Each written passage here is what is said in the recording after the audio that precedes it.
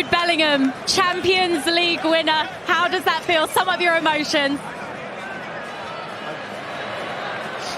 I've always dreamed of playing in these games, and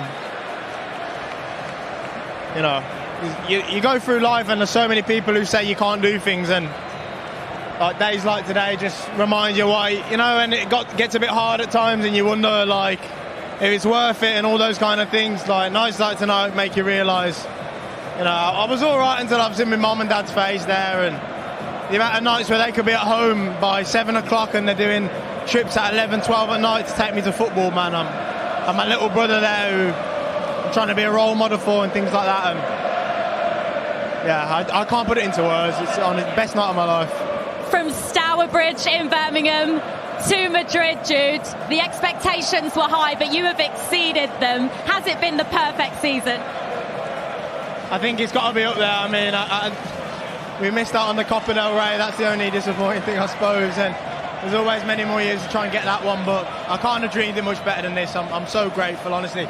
The teammates, the staff, my family, the team behind the team, the physios, everyone there. This is a massive group effort, and I just can't believe it. I can't believe it. Massive congratulations. Real Madrid, 15-time Champions League winners. An incredible night for them and their fans. They've never gone a whole campaign without losing a game in the Champions League until now. An iconic win in an iconic venue. We will pick the bones out of that, but first of all, your initial reaction. This is a huge moment for those players on the pitch. And you get your Dortmund thoughts in a second as well, Rio.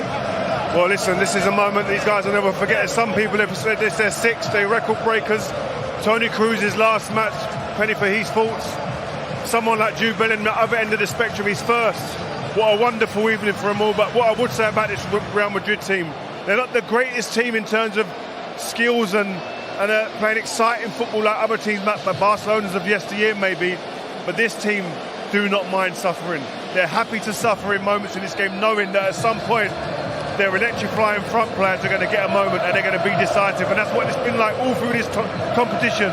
Suffered against City in both legs, but came out victorious and comfortable here. Carlo Ancelotti, what a manager. Jose, another example of just how quickly Real Madrid can hurt you if you don't take your chances. Yeah, we could feel it. We could feel it. And this is Real Madrid. You know, they can, as Rio say, they can be humble. And sometimes it's hard for the big clubs, for the big players to have that humbleness.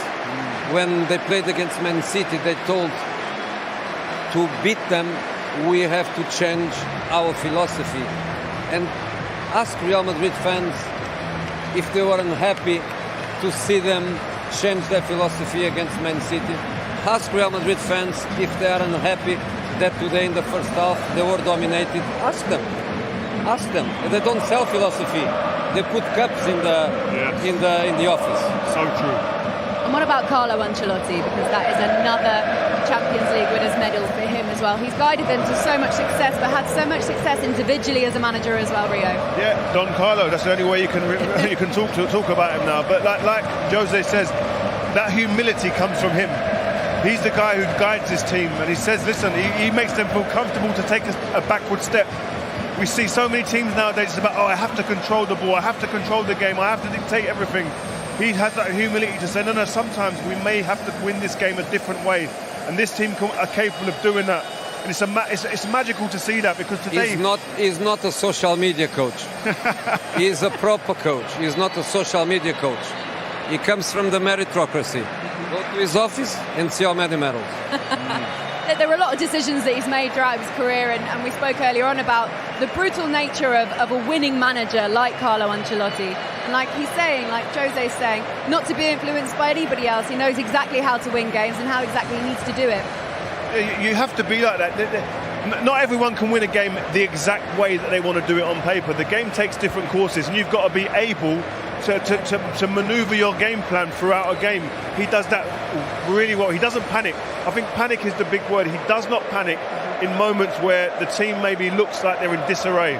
They ride those waves, and again, because of the quality they've got at the top of the pitch, the back players in the midfield can feel comfortable saying, we'll soak this pressure up, and then bang, Vinicius comes alive. But don't get me wrong. Edin did a great job. The team come here and played very, very well. Brilliant. Football is not about ifs, but if they score a goal in the first half, I'm pretty sure that they win. So congratulate them, because, you know, I feel sorry for them. Honestly, I feel sorry for them, because they were a very good team. Okay, let's get some reaction from the Real Madrid camp. There you go, a rare moment of pure emotion from Jude Bellingham. Normally we see him completely calm and completely composed, but so great to see it overwhelm him and see how much it means to him. Steve McManaman has joined us. So many parallels between you and Jude Bellingham in your careers. I don't know about that. He's going to